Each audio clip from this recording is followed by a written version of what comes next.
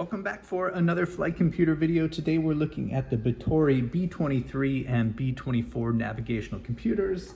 This design was patented by Oscar Batori in 1951 and is really a brilliant design and an exceptionally well-constructed flight computer. So we will start there. First thing to say is that these two flight computers are identical in every way with the exception of the size. So we have the B-24, which is just a 3-inch flight computer, perhaps the smallest fully functional flight computer that I've encountered, and also its bigger sibling, the B-23, again, identical in functionality. We have the vector computer on the back for calculating wind problems, and we have the navigational computer on the front for solving time, speed, distance problems, as well as other types of navigational problems as well.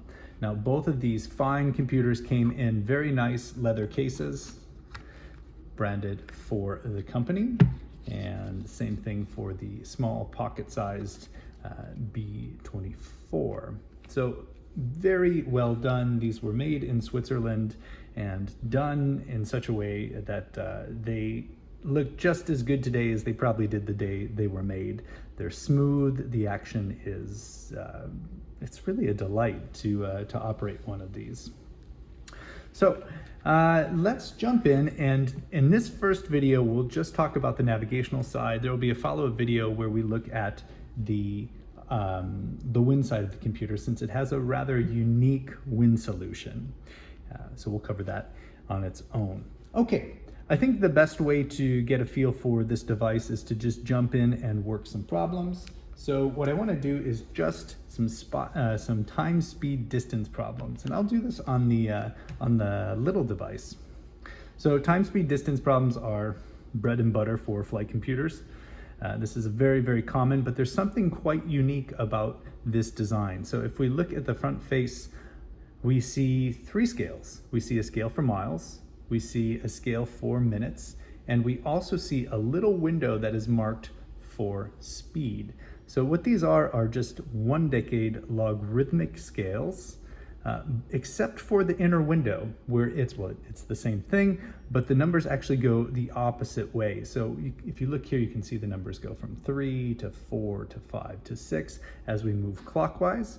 But if we look at the speed window, the numbers go the other way, from 6 to 7 to 8. And so this is an inverse logarithmic scale, or a CI scale, or DI scale, depending, I guess it would be a CI scale. And there's something quite nice about this, because as we do speed, time, distance problems, there are 3 things of interest, and usually we only know 2 of them. So what's nice is, in taking these 3 variables and understanding the relationship between them, on the Batori computer, all 3 of those things have their own scale, as opposed to something like any other flight computer. Here's another very small flight computer, the CR5, where we find these 3 variables on 2 scales. And so you have to remember where to look in order to find the information that you're looking for. So just to see how easy this is, we just set the information that we need in the appropriate scale and read our answer. So speed is to be 200. So in that little window, we set 200, just like this. And then we look on our time scale across from 1 hour and 15 minutes, which will be right here. And we read our answer of distance on the outside of 250 nautical miles. Again, 3 variables, 3 scales. Okay, now we'll do another problem, another permutation of that. We'll do it on the bigger B-23. So here we know our speed. We set that as 250. So that's set in the speed window. And we don't know our time, but we do know that our distance is 50.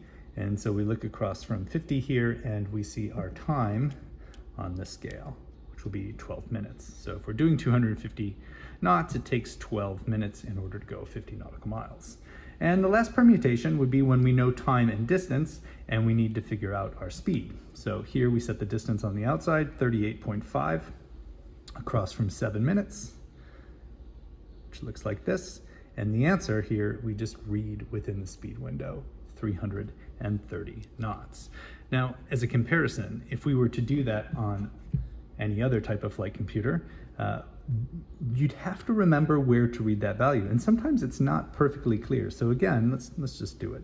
We've got 38.5, which is right here. We're going to set that across from 7 minutes. So that would be set up like this.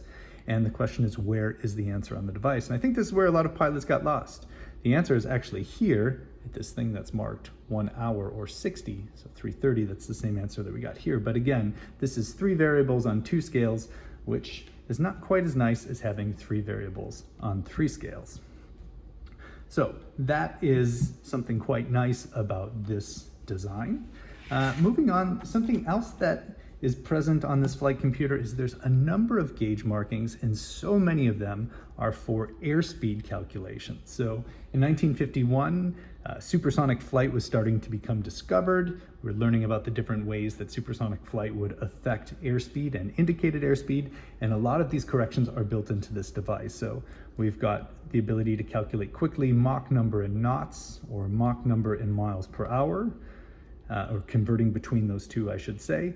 We've got our standard nautical miles to statute mile calculations, the ability to go from miles per hour to feet per second or knots to feet per second. So standard gauge markings here. But as we work through a problem, I think you'll start to understand how airspeed becomes more important in this next generation of flight computers. So here's our problem that we'll work through. We have a calibrated airspeed of 250 knots. So calibrated airspeed just means indicated airspeed corrected for instrument error. So what we'll do is we'll go ahead and we will set up these parameters: a flight level 350, outside air temperature of -55 Celsius, and we'll find out what our true airspeed would be for that calibrated airspeed. Now this is the way we would have done it on an E6B or any other flight computer. So we go to our pressure altitude scale right here, we find flight level 350, and we set our temperature on the outside, which will be -55. And I need to be on this scale right here. So -55 over flight level 350 is how that's been set. Now to find our true airspeed, we would go across from 250 knots on this middle scale and read on the outside what our answer would be. So that would be about 438 knots. Now, there's certain corrections that need to be made for high-speed flight. And so you can tell we've actually got 2 scales here. And it says that the inner scale is for speeds, and that's true airspeeds, over 360 knots. What we need to do is correct for compressibility of the air. And so we do that right here on the device by changing our -55 Celsius to this more compressed scale here. So I'm just going to slide that over. And again, I'm lining up 3.5 on this scale, not on this scale, with -55 right here.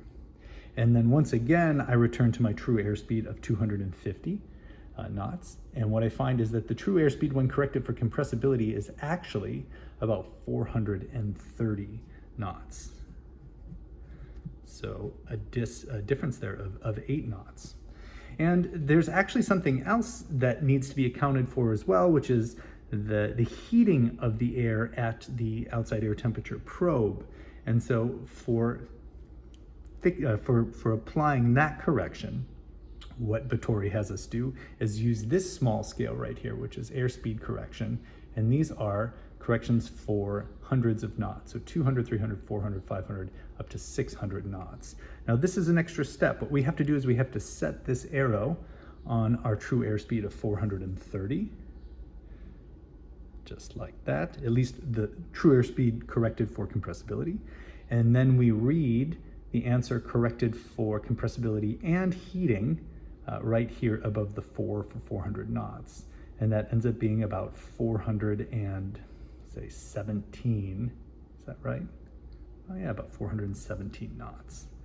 So you can tell how the Dalton computer would have ended up with a true airspeed that was roughly 6 or 7% higher than what we would get when we correct for these various factors and various factors that occur at high airspeeds.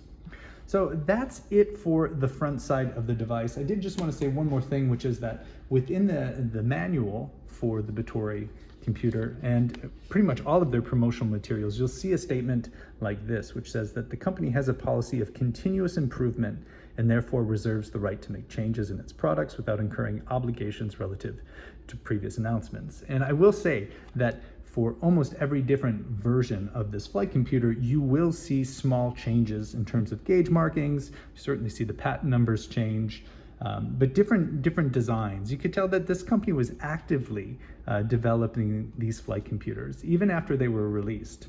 And so there's quite a lot of variation to be found in the different versions. And I'd just be remiss to say one more, with closing one more time without saying just how nice and smooth this flight computer is. We've got these 2 pieces of aluminum, these 5 pieces of aluminum, they're held together here, and this middle scale just just slides so smoothly through the different values. So perhaps we'll do a video where we actually take this apart and show the inner workings of how this all came together.